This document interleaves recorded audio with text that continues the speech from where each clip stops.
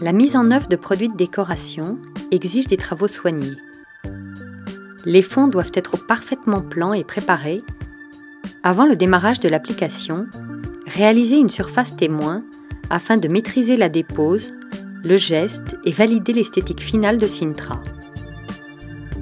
Pour un aspect harmonieux, il est préférable que le chantier soit réalisé par une seule main. Mélangez bien le produit dans le fût pour qu'il soit homogène. Utilisez un rouleau polyamide texturé 8 mm, préalablement ébarbé, ainsi qu'une lisseuse inox aux angles arrondis et aux bords lisses et propres. Pour l'impression, appliquez une couche de Sintra à l'aide du rouleau polyamide texturé 8 mm. Déposez une charge homogène sur l'ensemble de la surface. Régularisez le grain en finissant l'application de bas en haut.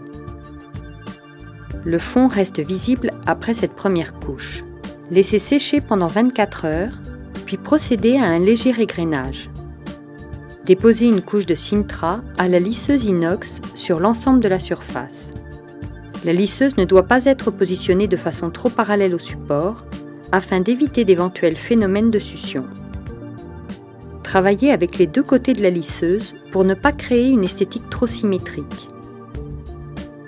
Après séchage complet de la première couche pendant 8 heures, appliquez une seconde couche de Sintra à la lisseuse inox sur l'ensemble de la surface.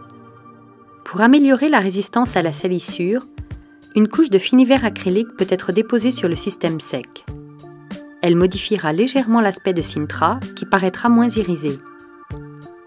Sintra se décline dans une offre de 22 teintes subtiles et colorées, réalisables en machine à teinter.